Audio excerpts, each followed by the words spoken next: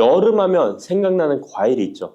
바로 수박입니다. 더울 때 갈증과 더위를 씻어주는 수박도 함께 드시면 독이 되는 음식이 있다는 사실 알고 계셨나요? 당뇨 있는 분들은 특히 수박을 꺼려 하시는데요. 수박을 드실 때 올바로 알고 드시면 건강하신 분들 뿐만 아니라 당뇨가 있는 분들에게도 보약이 될 수 있답니다. 그리고 수박 껍질 버리기가 참 귀찮으시죠? 수박 껍질을 활용하는 방법도 있으니까 기대해 주세요. 지금부터 수박과 상극의 음식들과 주의할 점, 함께 먹으면 보약이 되는 음식, 그리고 수박의 효능까지 모든 것 알려드릴게요. 수박과 함께 먹으면 안 되는 음식은 도대체 어떤 것일까요? 먼저 수박을 드실 때 바나나는 절대 드시면 안 됩니다. 수분 보충에 최고인 수박과 에너지 충전과 다이어트에 좋은 바나나는 함께 드시면 좋지 않습니다. 그 이유는 칼륨 때문입니다. 칼륨은 우리 몸에 정말 중요한 무기질입니다. 칼륨이 부족하면 피로감이 올려들고 기운이 빠져 무기력해지는 상태가 될 수 있습니다.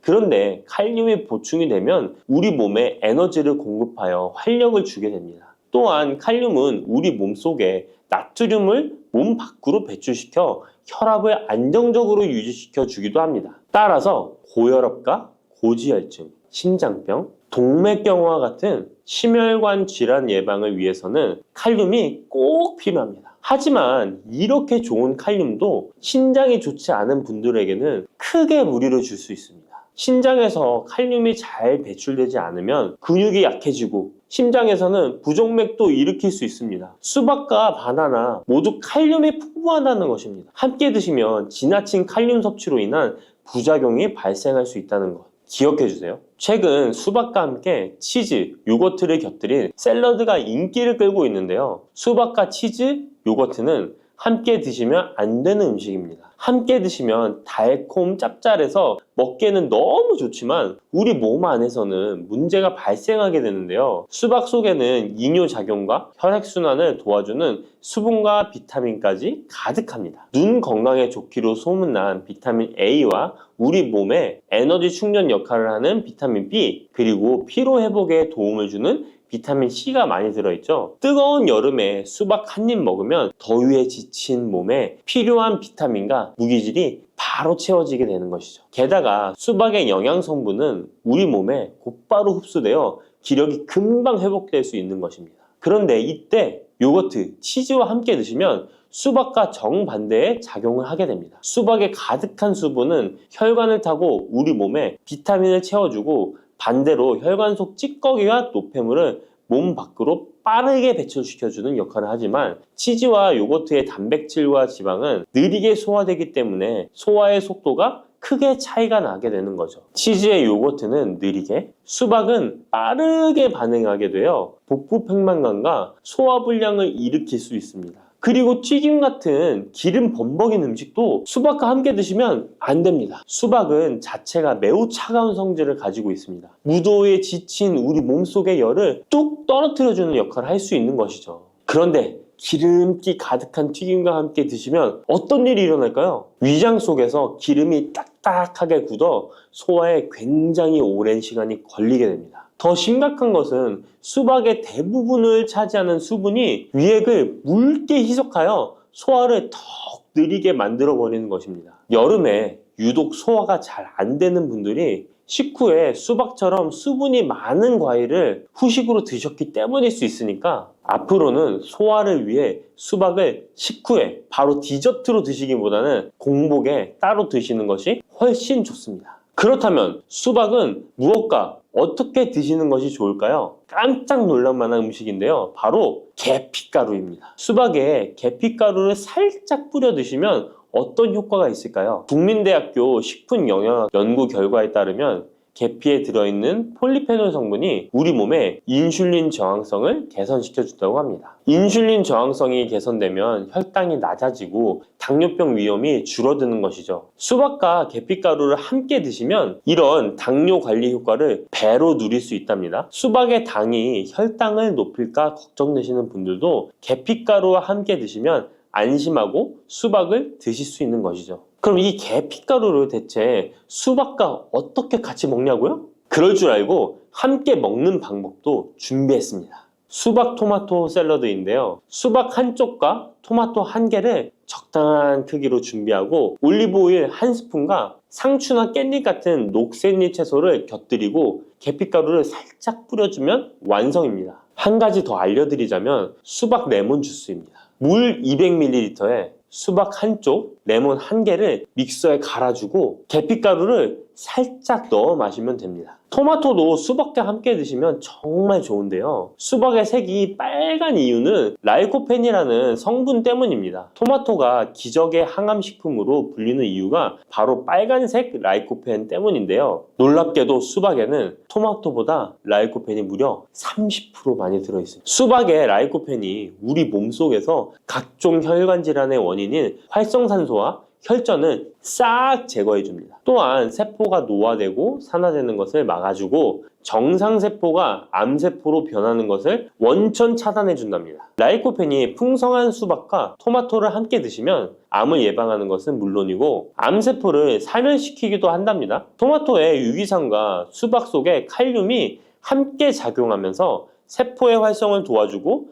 혈관을 청소하고 염증까지 싹 제거해줄 수 있습니다. 실제로 토마토와 수박의 항암 효능은 전립선암과 동맥경화에 매우 효과적입니다. 조금 전 알려드린 대로 수박과 토마토를 함께 샐러드로 드셔도 좋고 갈아서 주스로 드셔도 정말 좋습니다. 수박과 토마토의 라이코펜 성분은 지용성 성분이기 때문에 기름과 함께 드시면 좋은데요. 수박과 토마토를 기름에 살짝 구워 드셔도 되고 올리브유를 드레싱으로 뿌려 드시거나 견과류와 함께 곁들여 드시면 항암 성분의 흡수율이 2배 이상 극대화됩니다. 수박씨 혹시 뱉어버리시나요? 앞으로는 수박씨도 씹어 드시길 바랍니다. 수박씨가 중국에서는 없어서 못 먹는 간식이라는데요. 수박씨는 30%가 단백질로 되어 있습니다. 그 양은 씨앗 중에서도 최고 수준으로 잣과 땅콩, 해바라기 씨보다 월등히 높은 양입니다. 수박씨의 나머지는 어떤 성분일까요? 바로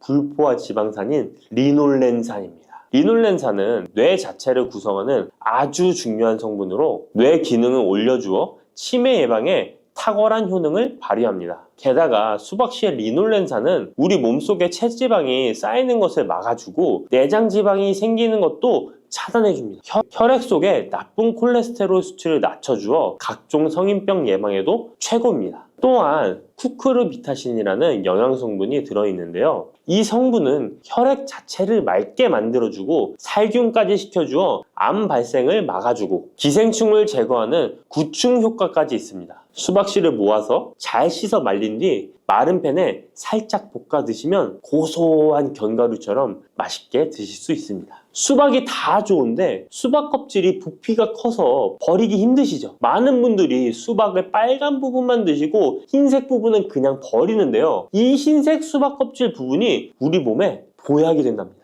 수박의 흰색 껍질 속에 가득한 시트룰린이라는 성분 때문인데요. 이 성분 때문에 수박 다이어트와 붓기 제거로 좋은 수박차가 많이 알려지고 있습니다. 팔다리가 붓는 부종은 왜 생기는 것일까요? 그 이유는 독소가 잘 배출되지 않아서 그런 현상이 나타나는 것입니다. 우리 몸의 장기가 활동을 하고 나면 노폐물이 생기게 됩니다. 그 노폐물이 제때에 잘 배출되어야 하는데 노폐물이 그냥 배출되는 것이 아니라 시트룰린의 도움을 받아 안전한 형태인 요소로 바뀌어 신장을 통해 배출되어야 합니다. 그런데 이 시트룰린이 수박에 많이 들어있어 붓기 제거, 독소 배출에 효능이 탁월한 것입니다. 또한 시트룰린은 동맥 혈관 자체를 넓게 만들어줘 혈관이 넓어진 만큼 혈액순환도 더 원활해지고 온몸 구석구석에 산소 공급도 원활히 되는 것입니다. 근데 이 시트룰린이 수박의 빨간 가육보다 흰 껍질에 2배나 많이 들어있습니다. 그렇다면 수박 껍질을 그냥 버리면 안 되겠죠. 그러면 수박 껍질은 어떻게 먹을 수 있을까요? 간단한 방법은 깍두기를 만들어 드시면 되는데요. 수박 껍질을 적당한 크기로 썰어서 소금에 절인 후 매실청이나 식초를 넣고 숙성시키면 맛있는 수박 껍질 깍두기가 됩니다. 또 다른 방법은 수박 껍질 피클인데 적당한 크기로 얇게 썰어서 피클을 만들어 냉장 보관하면 깔끔한 맛과 아삭한 식감이 일품입니다. 또 여름이면 햇빛에 피부가 많이 그을리잖아요. 그때 수박 껍질을 사용하면 되는데요. 수박 껍질에 비타민이 특히 많아서 얇게 썰거나 갈아서 얼굴팩을 해주면 여름철 자외선에 지친 피부와 주름을 탱탱하게 펴주고 수분까지 보충해줍니다. 특히 피부 트러블과 염증의 진정 효과가 훌륭하니까 꼭 한번 해보시길 바랍니다. 수박에는 먼저 말씀드린 효능들 외에도 생각지도 못한 놀라운 효능이 많이 있습니다. 노화 방지에 좋은데요. 수박에는 라이코펜, 베타카로틴, 비타민 등 항산화 성분이 풍부하게 함유되어 있어서 노화의 원인인 활성산소 제거에 도움을 주기 때문에 노화 방지, 탄력 있는 피부 유지에 도움이 됩니다. 또한 수박에는 비타민 C가 풍부하기 때문에 피부 미백과 피부 미용에 좋으며 수박에 들어있는 수분은 피부 보습 효과와 자극받는 피부를 진정시키는 효과가 있습니다. 그리고 수박은 피로 회복에도 좋은데요. 수박에는 몸속에서 흡수가 잘 되는 포도당과 과당이 풍부하게 함유되어 있어 피로를 빠르게 회복시켜주고 아르기닌도 풍부하기 때문에 더위로 인한 피로 해소와 숙취 해소에도 도움이 됩니다. 또한 비타민 복합체 중 하나인 콜린 성분도 풍부하기 때문에 뇌 기능을 원활하게 만들어 편안한 잠을 잘 수 있도록 도와주기도 합니다. 면역력도 강화해 주는데요. 수박에 라이코펜 성분이 면역 체계를 교란하는 활성산소를 제거해 주어 감기, 감 등 호흡기 질환 예방에도 효과적입니다. 이 밖에도 수박은 칼로리가 낮고 수분과 식이섬유가 풍부해서 포만감을 높여주어 다이어트에도 좋으며 지방 분해 및 근육을 강화시키는 데도 탁월합니다. 특히 근육통 완화에도 효과적인데요. 수박에 들어있는 칼륨과 시트룰린 성분은 근육을 이완시키는 작용을 하기 때문에 고강도 운동이나 과로로 인한 근육 통증을 완화하는 데 도움을 줄 수 있습니다. 농업식품화학지식저널에 따르면 수박 주스를 하루에 약 473ml 마신 선수들은 근육통이 덜 발생하고 심장막동수도 낮은 것으로 확인되었다고 발표하기도 했습니다. 들깨를 이렇게 드시면 당뇨와 혈당이 싹 사라지고 치매도 예방할 수 있어요. 들기름, 들깨하면 무엇이 생각나시나요?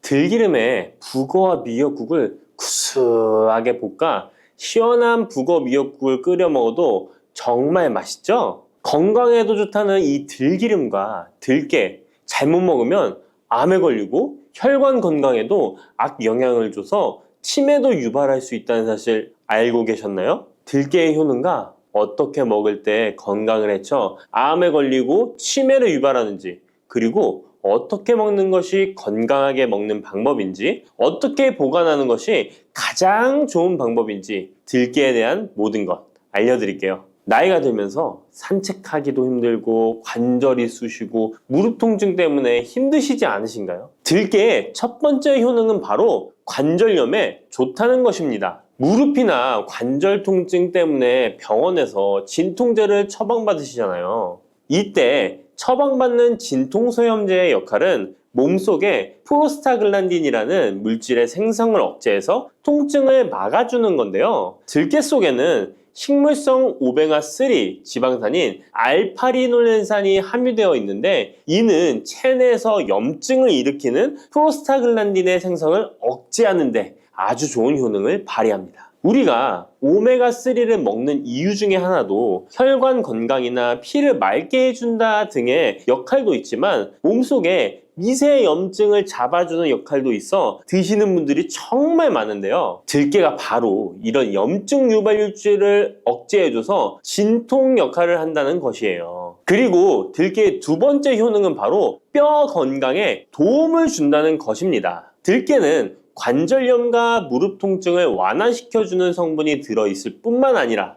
바로 뼈 건강에도 도움을 주는 식품인데요. 바로 칼슘 함량이 높기 때문입니다. 들깨의 100g에는 390mg 정도 되는 칼슘이 함유되어 있어 뼈 건강에 아주 도움을 줄 수 있는 좋은 식품이기도 합니다. 그래서 뼈 건강에 아주 도움을 줄 수 있는 좋은 식품이기도 합니다. 그래서 들깨를 꾸준히 섭취하면 골다공증 예방에도 참 좋은데요. 골다공증은 중년 이후 노화가 진행될 때 영양 불균형이 생기면서 많이 발병하게 되는데요. 여성의 경우 폐경 이후에 골밀도가 많이 감소해서 골다공증이 발생하는 경우가 많습니다. 노인의 골반 골절은 65세 이상은 30%가 1년 내에 사망하고 80세 이상은 50%가 2개월 내에 사망할 수 있으므로 노인의 뼈에 대한 관리는 매우 중요한데요. 골다공증의 관리는 뼈 건강을 유지하고 골절 위험을 줄이기 위해 중요합니다. 뼈 건강을 위해 들깨 꾸준히 섭취하는 게 좋겠죠? 나이가 들면서 깜빡깜빡하는 일이 잦아지고 기억력이 떨어져 고민되시는 분이 많으시죠? 이제 걱정하지 마세요. 세 번째 들깨 효능은 바로 뇌 건강, 뇌신경을 튼튼하게 해주고 기억력을 높여주며 치매를 예방하는 데 도움을 준다는 것입니다. 이렇게 좋은 효능이 있는 이유는 들깨에 바로 아까 잠깐 말씀드린 오메가3가 풍부하게 함유되어 있기 때문입니다. 오메가3는 등푸른 생선에 많이 함유되어 있다고 알고 계시잖아요. 이것은 동물성 오메가3고요. 식물성 오메가3인 알파리놀렌산이 들깨에 많이 함유되어 있는데요. 들깨에 함유된 지방산 중에서 60%가 바로 알파리놀렌산입니다. 이 알파리놀렌산은 뇌신경 보호에 탁월한 효과가 있는데요. 어떻게 뇌신경을 보호하느냐? 뇌신경에 염증을 일으켜 망가뜨리는 사이토카인이라는 물질이 있는데요. 이런 사이토카인 물질의 분비를 감소시키고요. 또 알츠하이머 치매 환자의 뇌에 많이 발견되는 비정상적인 단백질인 베타 아밀로이드도 바로 이 알파리놀렌산이 감소시키기 때문입니다.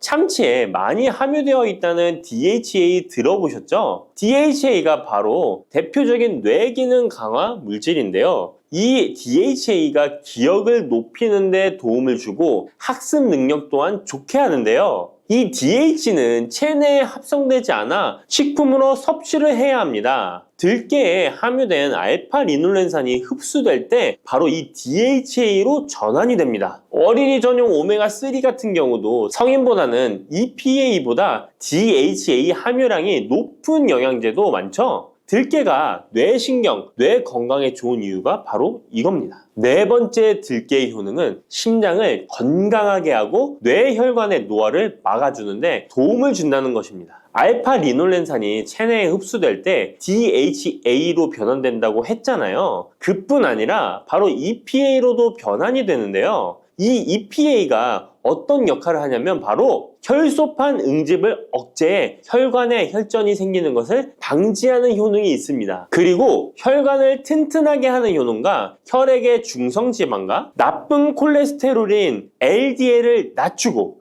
좋은 콜레스테롤인 HDL을 높여주는 역할도 합니다. 미국의 심장협회에서는 허혈성 뇌졸중, 심장마비로 인한 돌연사, 관상동맥 질환 등의 위험을 감소시키기 위해 매주 1에서 2회 이상 오메가3 지방산이 풍부한 등푸른 생선을 섭취하는 것이 도움을 준다고 발표했습니다. 그런데 이 오메가3 지방산의 함량을 살펴보면 100g당 오메가3 지방산의 함량이 연어에는 11.5g, 고등어에는 9.9g, 들깨에는 무려 63.1g이나 함유되어 있습니다. 정말 많이 함유되어 있죠? 들깨에는 연어에 비해 5배 이상 들어있다는 것입니다. 들깨를 꾸준히 드셔서 혈관도 건강하게, 심장도 튼튼하게 유지하시기 바랍니다. 다섯 번째 들깨의 효능은 바로 변비에 좋다는 것입니다. 들깨의 껍질에는 식이섬유가 풍부한데요. 들깨 100g에는 18g 정도로 풍부한 식이섬유가 함유되어 있습니다. 이 식이섬유는 장내에서 수분을 흡수하게 되는데요. 수분을 흡수하여 대변을 무르게 하고 장 운동도 촉진하여 변비를 예방하는 데 도움을 주는 것입니다. 또한 불포화 지방산이 풍부한데요. 들깨에 함유된 리놀렌산이 대장의 염증을 억제해주고 변비로 인해 발생할 수 있는 대장질환 또한 예방하는 데 도움을 줄 수 있습니다. 여섯 번째 들깨의 효능은 바로 췌장을 건강하게 하는데 도움을 준다는 것입니다.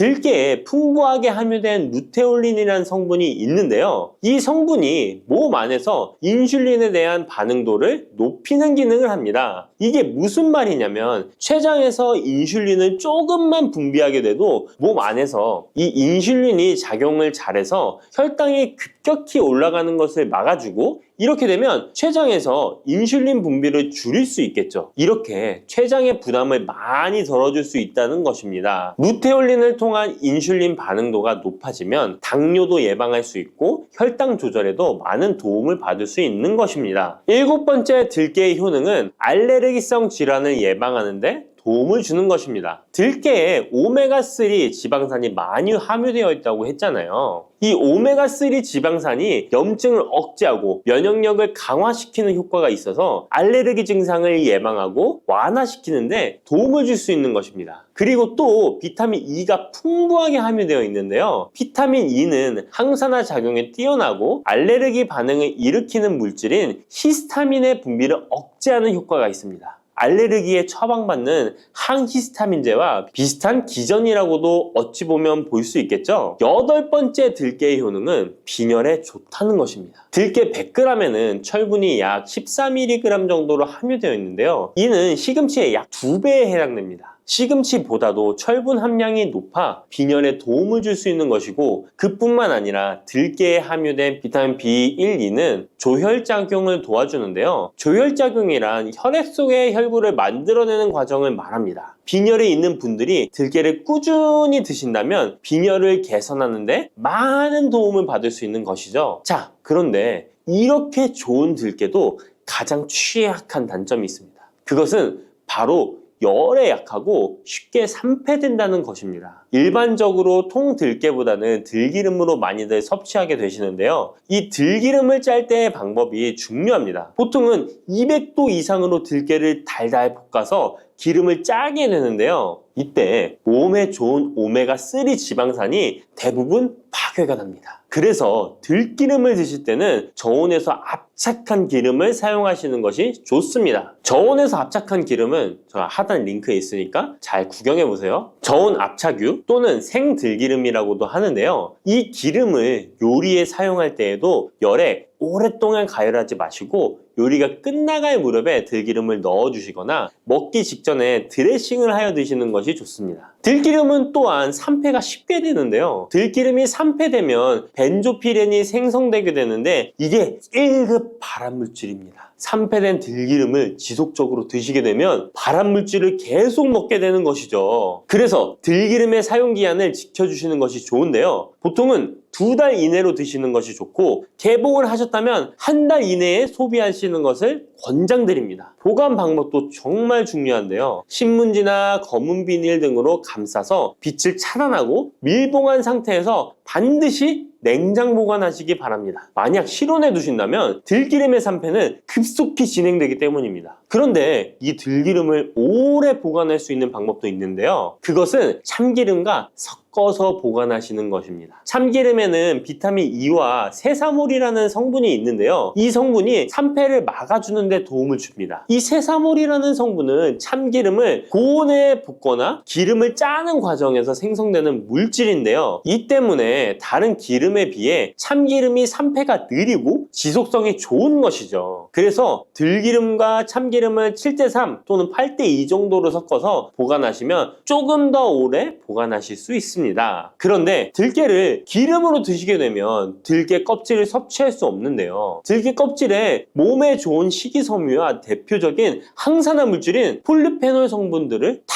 버리게 되는 것입니다. 그래서 들깨를 제대로 드시려면 들기름보다도 통들깨 자체로 드시는 것이 좋습니다. 마트에 가면 통들깨보다도 들깨 가루를 많이 판매하시는데요. 들깨 가루는 산패가 빨리 되기 때문에 통들깨를 구매해 드시길 바랍니다. 통들깨를 구매하시면 그 안에 작은 돌이라든지 이물질이 들어있어 세척을 잘 해주셔야 되는데요. 세척하는 방법 알려드릴게요. 먼저 들깨를 물에 담가 씻어줍니다. 그리고 물 위에 뜨는 것만 채로 걷어 옮겨주시기 바랍니다. 그렇게 하면 바닥에 이물질만 남는데요. 이것을 버리고 또 물에 담가 씻어주고 물 위에 뜨는 것만 채로 걷어 옮겨주시면 됩니다. 이 같은 작업을 3번, 4번 반복해주면 되는데요. 이렇게 하면 통들깨를 깨끗하게 세척할 수 있습니다. 깨끗하게 세척한 통들깨는 자연 건조해 주셔도 되긴 하지만 시간이 오래 걸리니 팬에 담아 약한 불로 건조시켜 주시거나 쉬운 방법은 전자레인지를 이용하시면 됩니다. 전자레인지를 이용한 건조 방법 알려드릴게요. 세척한 통들깨를 접시에 담아 주시고요. 이렇게 해서 5분 정도 돌려주시고요. 상태를 확인해 줍니다. 아직 덜 건조되었을 거예요. 한 번에 오랜 시간 전자레인지에 돌리면 들깨가 탈 수 있으니까 이렇게 5분 정도씩 돌려가며 상태를 확인해 주면서 완전히 건조될 때까지 이 작업을 해주시면 됩니다. 완전히 건조된 통들깨는 그냥 스푼으로 떠서 드셔도 되고요. 먹을 만큼씩 믹서기에 갈아서 음식에 넣어 드셔도 되고 통들깨 자체로 음식에 넣어 드셔도 됩니다. 이렇게 하시면 들깨를 산패되지 않은 상태로 신선하고 건강하게 버리는 것 없이 드실 수 있습니다.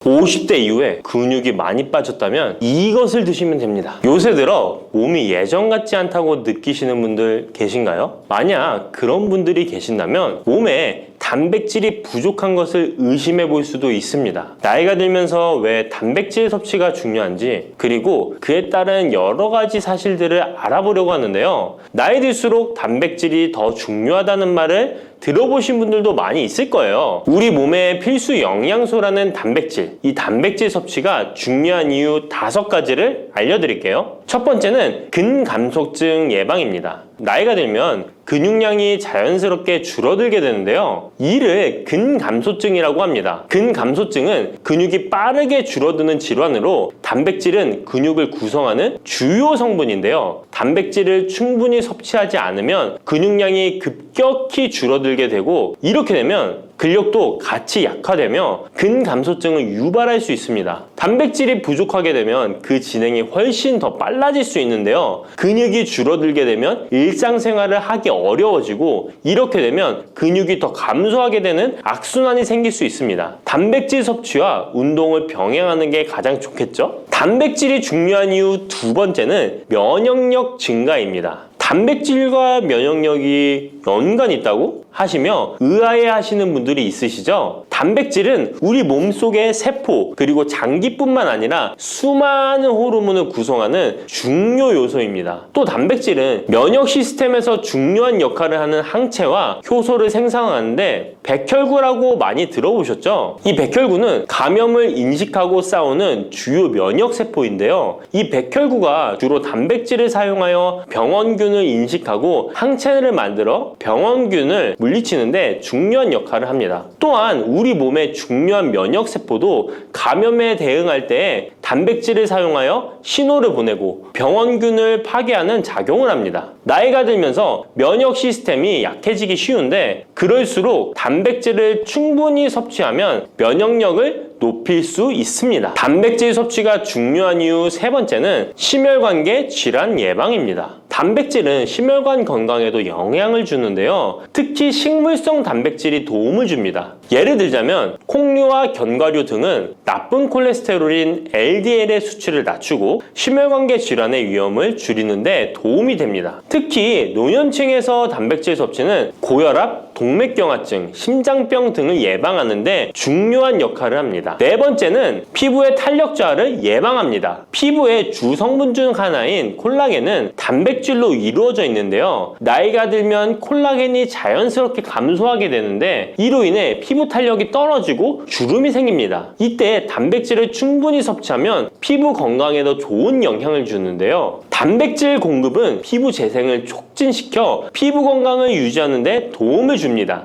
5번째는 골다공증 예방입니다. 나이 드신 여성분들은 특히 더 주목해주세요. 질병관리청의 보도자료에 따르면 대한민국 50세 이상의 골다공증 유병률은 22.5%로 약 5명 중 1명은 골다공증이 있는데요. 골다공증은 조용한 뼈 도둑이라고 불릴 정도로 초기 증상이 뚜렷하게 보이지 않지만 골다공증이 한 번 생기면 이로 인한 고관절, 척추, 손목 등의 골절이 생기기 쉽고 이로 인해 합병증 위험 또한 증가하는데요. 이 골다공증을 예방하는데 중요한 요소가 바로 단백질입니다. 단백질은 뼈를 구성하는 중요한 요소 중 하나인데요. 뼈의 건강을 유지하는 데 필요한 칼슘과 함께 단백질은 뼈의 구조를 안정화시키고 골밀도를 높여서 골다공증을 예방하는 데 중요한 역할을 합니다. 한마디로 노년층에서 우리가 흔히 알고 있는 칼슘과 비타민 D와 함께 단백질 섭취를 증가시키면 뼈가 약해지는 것을 방지할 수 있습니다. 이렇게 중요한 우리 몸속의 단백질이 혹시 부족하게 된다면 무슨 일이 일어날까요? 단백질이 부족하면 여러 가지 신체 기능에 문제가 생기는데요. 첫 번째는 인지 기능 저하와 치매입니다. 단백질 부족이 치매를 유발한다니 놀라셨나요? 연구에 따르면 단백질이 뇌 건강을 유지하는 데 아주 중요한 역할을 합니다. 특히 기억력에 많은 영향을 주는데요. 단백질은 뇌에서 신경 전달 물질을 만들고 뇌세포의 구조를 유지하는 데 도움을 줍니다. 특히 학습과 기억력에 영향을 주는 시냅스에서 발생하는 신경 전달 물질의 방출과 수용체 활성화는 대부분 단백질에 의해 조절되는데, 예를 들어 NMDA 수용체와 AMPA 수용체는 기억 형성에 중요한 역할을 하며 이것들은 모두 단백질로 구성되어 있습니다. 그래서 충분한 단백질을 공급받지 못하면 뇌 기능이 떨어지고 치매나 인지 기능 저하의 위험이 점점 커질 수 있는 가능성이 있다는 것이에요. 이러한 단백질 섭취가 우리 몸에 얼마나 중요한 영향을 끼치는지 다시 한번 아셨죠? 또 단백질이 부족하면 탈모도 일어날 수 있다는 거 아시나요? 혹시 머리카락이 점점 얇아지고 있는 거나 빠지고 있는 것 같다고 느끼시나요? 탈모도 단백질 부족과 관련이 있습니다. 우리 머리카락도 단백질인 케라틴으로 주로 이루어져 있기 때문에 단백질이 부족하면 머리카락이 자연스레 약해지고 그 증상이 점점 심해지면 탈모가 올 수 있습니다. 우리가 광고로 많이 접하는 탈모 영양제 같은 경우도 맥주 효모 성분과 머리카락을 이루고 있는 아미노산 단백질로 구성이 되어 있는 것을 보면 쉽게 이해가 가실 거예요. 그러니 건강한 모발을 생각한다면 단백질을 잊지 말고 섭취해야겠죠? 그런데 말입니다. 왜 노년층이 단백질을 더 많이 섭취해야 하는 걸까요? 젊은 사람들보다 더 중요한 이유가 있을까요? 그 이유는 노년층은 근육이 자연스럽게 감소하고 신진대사도 느려져서 기초대사량이 감소하기 때문에 체지방률이 증가할 수 있고 단백질의 체내 합성 능력 또한 떨어지게 되는데요. 그러면 근육량이 줄어들게 되고 그만큼 신체 활동도 힘들어지면서 일상생활에서 어려움을 겪을 수 있는 것입니다. 그래서 노년층일수록 단백질을 충분히 섭취해서 근육을 유지하는 게 매우 중요하답니다. 그런데 노년층은 소화 기능이 떨어지기 때문에 사실 고기나 생선 같은 동물성 단백질을 섭취하는 게 불편할 수 있고, 또 나이가 드시면서 식사량이 감소하거나 식사 준비의 번거로움도 매끼 단백질을 챙겨 먹는데 어려움을 주는 게 사실입니다. 그래서 혼자 지내시는 분들은 더욱더 단백질 섭취가 어렵기도 합니다. 또한 어떤 분들은 체중 증가를 걱정해서 단백질이 고칼로리라고 생각해서 드시기를 꺼려 하기도 하고요. 그렇다고 해서 섭취하기 어렵다고 단백질의 섭취를 멀리해서는 절대 안 됩니다. 우리 몸에 이렇게 필수적인 단백질을 충분히 섭취하기 좋은 음식에는 무엇이 있을까요? 단백질을 섭취하기 좋은 추천 음식 4가지 바로 소개해 드릴게요. 첫 번째 식품은 계란입니다. 사실 단백질 하면 가장 먼저 떠오르는 식품이 계란인데요. 계란 2알만 드셔도 하루에 필요한 단백질의 20%를 섭취할 수 있다는 거 아셨나요? 특히 계란의 단백질은 완전 단백질로 분류되는데요. 이는 우리 몸이 제대로 기능하는 데 필요한 필수 아미노산을 포함한다는 것을 뜻해요. 계란은 단백질뿐만 아니라 비타민 A, D, E도 함유하고 있어 건강에 매우 좋은데요. 계란은 자연적으로 비타민 D를 함유하고 있는 드문 식품 중 하나입니다. 또한 계란 노른자에는 칼슘, 구리, 요오드, 철분, 망간, 인, 셀레늄, 아연도 풍부하게 함유하고 있어서 계란을 먹으면 많은 영양소를 쉽게 섭취할 수 있는 거죠. 두 번째 식품은 생선입니다. 등푸른 생선 좋다는 이야기는 누구나 한 번쯤 들어보셨을 텐데요. 사실 등푸른 생선뿐만 아니라 다른 생선도 저지방, 고단백 식품으로 다른 고단백 식품인 육류에 비해 지방 함량이 낮고 필요 영양소는 그대로 제공해줍니다. 생선에는 단백질과 함께 오메가3 지방산도 풍부하게 함유되어 있어 심혈관 건강에 좋죠. 특히 연어, 고등어, 참치 같은 생선은 단백질뿐만 아니라 항염증 효과도 있습니다. 그리고 대구 같은 백색 생선은 지방 함량이 매우 적고 단백질은 상대적으로 많아서 체중 걱정이신 분들이나 다이어트를 하는 사람들에게 더욱 좋은 생선입니다. 등푸른 생선도 지방 함량은 높지만 이 지방이 건강에 유익한 오메가3 지방산이기 때문에 건강에 도움이 되는데요. 생선의 단백질은 다른 육류나 콩류보다 소화가 편하고 생선의 살은 비교적 부드러운 섬유질을 가지고 있어서 소화가 빠르고 몸에서 쉽게 흡수됩니다. 세 번째는 유단백 식품인 우유나 요거트 같은 유제품입니다. 특히 노년층에서는 유제품을 섭취하면 칼슘도 함께 챙길 수 있어서 골다공증 예방에도 도움이 되는데요. 유제품에 포함된 단백질은 고품질 단백질입니다. 고품질 단백질은 신체가 효율적으로 사용하고 필요한 아미노산을 모두 공급하는 단백질을 말하는데요. 유제품에 포함된 주요 단백질은 카제인과 웨이로 두 가지 모두 필수 아미노산을 풍부하게 포함하고 있습니다. 웨이 단백질은 소화가 쉽기 때문에 운동 직후 우유를 섭취하시면 근육에 아미노산을 빠르게 공급할 수 있고 카제인은 천천히 흡수되어 장시간 동안 일정한 수준의 아미노산을 제공해 근육 손실을 방지하는 데 도움을 줍니다. 하지만 우유를 먹으면 속이 불편하신 분들도 계시죠? 많은 사람들이 유제품을 섭취할 때 소화 불편을 겪을 수 있는데 특히 락토스 불내증, 즉 유당 불내증이 있는 경우입니다. 그러나 요즘에는 이런 분들을 위한 락토스를 제거한 락토프리 우유나 치즈, 요구르트 등은 락토스가 거의 없거나 적은 제품들이 많이 나와 있는데요. 락토스 불내증이 있는 사람도 이런 유제품은 문제없이 섭취할 수 있습니다. 소화가 어려우신 분들은 참고하셔야겠죠? 네 번째는 콩류입니다. 콩류 또한 식물성 단백질로 유명하죠. 콩류는 식물성 단백질을 제공하는 대표적인 식품인데요. 두부나 두유 같은 식품으로도 쉽게 섭취할 수 있고요. 콩류와 같은 식물성 단백질은 고기나 유제품과 같은 동물성 단백질에 비해 지방 함량이 낮고 콜레스테롤이 없는 특징을 가지고 있습니다. 특히 콩, 렌틸콩, 병아리콩, 검정콩 등 다양한 종류의 콩류는 필수 아미노산을 풍부하게 포함하고 있어 신체가 필요로 하는 단백질을 고루 제공하는데요. 특히 고기나 생선 같은 동물성 단백질이 소화가 어려우신 분들에게는 두부나 비지찌개 같은 소화가 잘 되면서도 단백질도 섭취할 수 있는 콩류가 좋은 단백질 식품입니다. 이렇게 몸에 필수적인 단백질, 음식만으로 충분히 섭취되면 좋겠지만 그게 어려운 경우도 있을 텐데요. 이때 단백질 보충제도 좋은 선택이 될 수 있습니다. 운동 후에 빠르게 단백질을 보충하고 싶을 때나 식사를 통해 충분한 단백질을 섭취하기 어려운 경우 보충제가 유용한데요. 마트에서 쉽게 찾을 수 있는 단백질 파우더나 고단백 프로틴바를 이용하면 간편하게 단백질을 보충할 수 있습니다. 하지만 이렇게 간편하게 섭취할 수 있는 제품들 몸에 좋다고 많이 섭취하면 좋을까요? 과량 섭취할 때도 큰 문제가 될 수 있습니다. 한 번에 과도한 단백질은 신장에 부담을 줄 수 있고 또 체내에서 불필요하게 지방으로 축적될 수 있습니다. 단백질의 하루 권장 섭취량은 성인 기준 몸무게 1kg당 약 1g인데요. 하루 권장 섭취량을 꼭 지키는 게 중요하죠. 한마디로 보충제는 식사로 부족한 부분을 보충하는 역할만 하도록 하고 식사로 골고루 단백질을 섭취하는 게 가장 이상적입니다. 마지막으로 단백질 섭취 시 간단한 팁을 알려드리겠습니다. 매 끼니마다 조금씩 단백질을 나눠서 섭취하는 게 단백질 흡수에는 효과적인 거 아셨나요? 단백질은 탄수화물과 지방과 다르게 잉여 단백질이 몸에 저장되지 않는데요. 그 때문에 한 번에 과량으로 섭취하면 소화가 어려워지거나 신장에 부담만 줄 수 있고 단백질은 필요 이상의 단백질은 배출되기 때문에 번거롭더라도 매일 조금씩 몇 끼마다 꾸준히 섭취하는 게 중요합니다. 고기 좋아하시는 분, 채소를 더 선호하시는 분, 이제는 다 같은 단백질이라고 생각하지 마시고 동물성 단백질과 식물성 단백질을 골고루 섭취해야 하는데, 동물성 단백질은 식물성 단백질에는 부족한 아미노산이 풍부하고, 식물성 단백질은 동물성 단백질에 비해 지방이 적고 섬유질도 같이 섭취할 수 있습니다. 우리가 평상시에 먹는 한식은 사실 단백질 섭취에 아주 좋은데요. 식탁에 단백질이 풍부한 계란, 생선, 두부, 콩들을 반찬으로 두어 개만 먹어도 쉽게 몇 끼마다 몸에 필요한 단백질을 섭취할 수 있습니다. 이제부터 잊지 마시고 단백질이 풍부한 반찬 꼭 드셔주세요.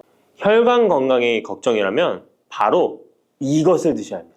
가지는 유독 우리나라 사람들에게 호불호가 강한 채소입니다. 좋아하는 분들도 있지만 특유의 물컹물컹한 식감 때문인지 싫어하는 분들도 참 많은데요. 건강에 좋다는 것은 들어봐서 알지만 어릴 때의 기억 때문에 선뜻 먹지 않게 되는 채소 중에 하나입니다. 하지만 가지는 반드시 먹어야 될 채소입니다. 가지는 미네랄과 식이섬유가 풍부하고 안토시아닌, 마그네슘 등의 여러 가지 영양소가 풍부해서 건강을 위해 반드시 섭취해야 될 채소인데요. 아무리 좋은 채소라도 먹는 방법에 따라 영양소를 잘 섭취할 수도 있고 건강에 오히려 독이 될 수도 있습니다. 지금부터 가지의 효능과 먹는 방법, 함께 먹으면 좋은 음식, 가지를 드실 때 주의사항까지 가지에 대한 모든 것 알려드리겠습니다. 짙은 보라색의 가지는 우리나라가 수출을 많이 하는데요. 가장 많이 수입하는 나라가 일본입니다. 일본은 가지를 여러 형태로 많이 먹는데요. 장아찌, 파스타, 구이, 찌개 등 여러 요리에 가지를 사용하고 있습니다. 2021년 기준으로 일본이 우리나라에서 수입한 가지가 6만 kg입니다. 일본이 우리나라의 가지를 정말 좋아하는데요. 반면에 우리나라 1인당 연간 가지의 섭취량은 100g이 채 되지 않는다고 합니다. 정말 안타까운 일인데요. 우리도 가지의 효능을 제대로 알고 섭취하면 건강 식생활에 도움이 되었으면 좋겠습니다. 우리도 가지의 효능을 제대로 알고 섭취하여 건강한 식생활에 도움이 되었으면 좋겠습니다. 첫 번째, 가지의 효능은 심혈관 질환을 예방하는 데 도움을 준다는 것입니다. 나이가 들수록 심혈관 질환으로 병원을 많이 가게 되는데요. 가지에는 칼륨이 풍부하여 심박수를 안정적으로 유지하는 데 도움을 주고 나트륨의 배출을 도와줘 혈압을 낮추는 데에도 효과가 있습니다. 가지에 풍부하게 함유된 폴라보노이드 성분은 나쁜 콜레스테롤인 LDL 수치를 낮추고 좋은 콜레스테롤인 HDL 수치를 높여주는 효능이 있습니다. 이런 효능들은 심혈관 질환을 예방하는 데 아주 중요한 것으로 많이 알려져 있습니다. 평소에 가지를 주기적으로 섭취하시면 심혈관 질환으로 병원에 갈 일을 조금 줄일 수 있겠죠. 두 번째, 가지의 효능은 염증을 억제하고 가라앉히는 데 도움이 된다는 것입니다. 옛날에는 민간요법으로 사마귀를 제거할 때 가지를 사용했을 정도로 염증 제거에 효능이 좋은데요. 특히 점막에 있는 염증에 효과가 좋은 것으로 알려져 있습니다. 우리 몸의 점막이라 하면 대표적으로 입안, 잇몸, 식도 등이 되겠고요. 위장, 대장 등 소화기관은 거의 모두 점막으로 되어 있습니다. 입으로 음식이 들어가서 항문으로 배출되기까지의 모든 곳이 점막인 건데요. 면역력이 떨어지거나 스트레스, 특정 음식으로 인한 지속적인 자극은 이런 점막에 염증을 일으키게 되는데요. 이런 염증을 억제하는 데 가지가 도움이 된다는 것이죠. 세 번째, 가지의 효능은 혈당을 조절하는 데 도움을 주는 것입니다. 가지의 풍부한 식이섬유는 우리가 섭취한 탄수화물과 지방의 흡수와 소화를 늦춰주는 역할을 하게 됩니다. 이런 작용으로 혈당을 낮추는 데 많은 도움을 줄 수 있는데요. 식이섬유는 당을 흡착하여 몸에 흡수되는 속도를 느려지게 해서 혈당이 급격히 올라갔다 급격히 떨어지는 혈당 스파이크 현상을 예방할 수 있고 저혈당도 방지하며 이런 효능으로 혈당을 일정하게 유지하는 데 도움을 줄 수 있습니다. 또한 가지의 풍부한 폴리페놀 성분과 천연 식물 화합물은 설탕의 흡수를 감소시켜주고 인슐린 분비를 증가시켜주어 혈당을 낮추는 데 도움을 주게 됩니다. 네 번째, 가지의 효능은 노화를 예방하는 데 도움을 준다는 것입니다. 가지의 짙은 보라색은 나수닌이라고 하는 강력한 항산화 성분인데요. 우리 몸에 정말 중요한 역할을 해주는데 바로 세포와 혈관이 노화되는 것을 방지해주는 것입니다. 산화 스트레스로부터 혈관을 보호해주며 추가적으로 과도한 철분이 혈관에 쌓이는 것을 막아주는 효과가 있습니다.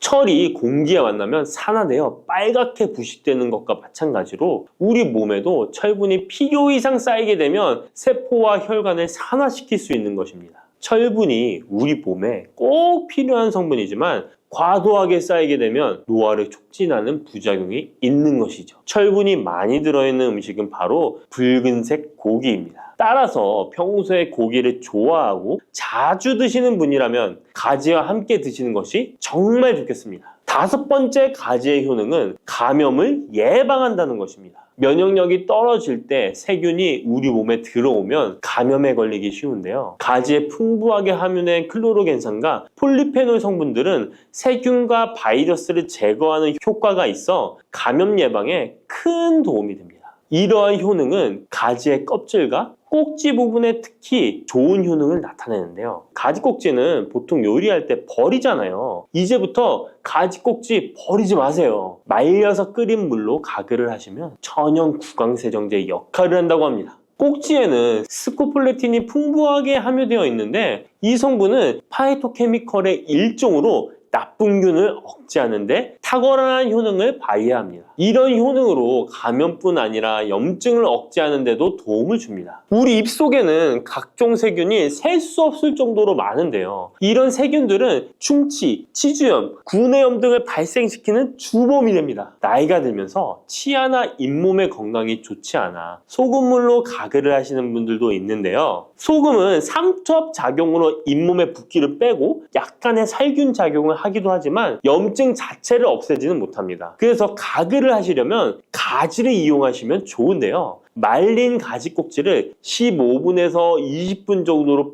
펄펄 끓인 뒤에 식혀서 약간의 소금을 탄 후에 가글 하시면 잇몸병과 구내염 등을 예방하는 데 효과를 볼 수 있습니다. 여섯 번째 가지의 효능은 항암 효과입니다. 암세포를 제거할 수 있는 항암 성분들이 가지에 풍부하게 함유되어 있는데요. 일본이 가지를 좋아한다고 했잖아요. 일본의 농림성식품연구소에서 연구를 했습니다. 가지, 시금치, 브로콜리 세 가지를 이용해 발암물질을 억제하는 실험을 했는데요. 해당 연구에서는 발암물질인 벤조피렌, 아프라톡신, 타르질 등에 대한 돌연변이 유발 억제 효과를 평가하였습니다. 그 결과 가지에서 약 80% 이상 발암물질을 억제하는 효과가 밝혀졌습니다. 또 다른 연구에서도 가지의 알칼로이드성 식이섬유가 유방암, 대장암, 난소암 등의 원인이 되는 동물성 지방을 제거하는 데 탁월한 효능이 있는 것을 발견하기도 했습니다. 또한 가지의 풍부한 폴리페놀은 대표적인 항암 성분이기도 합니다. 가지는 여러 항암 효과를 가지고 있는 훌륭한 항암 식품이 틀림없습니다.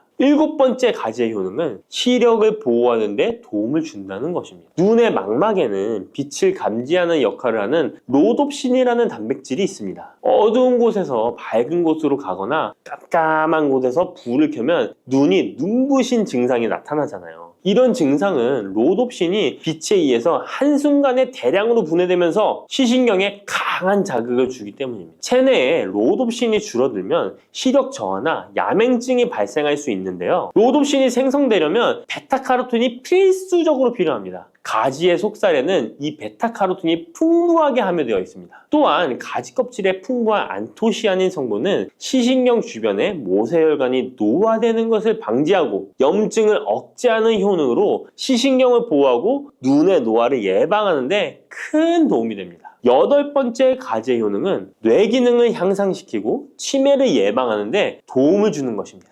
가지에는 비타민 B6, 엽산, 마그네슘 등의 영양소가 풍부하게 함유되어 있습니다. 이러한 영양소는 뇌 신경 전달 물질의 생성을 촉진하고 뇌의 기능을 향상시키는 효과가 있습니다. 또한 가지에 함유한 안토시아닌은 뇌의 노화를 방지하고 기억력을 향상시키는 효과가 있어 치매 예방에 도움이 됩니다. 이렇게 가지에는 뇌 기능 유지와 뇌 건강에도 좋은 효과를 나타냅니다. 9번째, 가지의 효능은 피로 회복에 도움을 준다는 것입니다. 가지에 함유된 비타민C, 칼슘, 마그네슘 등의 성분들이 체내의 대사를 촉진하고 에너지를 생성하는 데 도움을 줍니다. 체온 조절에 도움을 주며 가지에 함유된 스코폴레틴과 스코파론 성분은 근육의 신경 안정 및 경련을 완화시켜주는 효능이 있어 근육 피로 회복에 많은 도움을 줄 수 있습니다. 10번째, 가지에는 열을 내려주는 해열 작용이 있습니다. 가지는 차가운 성질을 갖고 있는 채소로 평소 몸에 열이 많은 사람의 체온을 다스려주는 효과가 있으며 감기로 인해 열이 오를 때에도 열을 내려주는 해열 효과가 있습니다. 가지에 클로로겐산 성분이 염증 매개 물질인 프로스타글란딘과 사이토카인의 생성을 억제하여 염증 반응으로 인한 발열을 완화할 수 있습니다. 이렇게 좋은 가지를 효과적으로 섭취하는 방법은 따로 있습니다.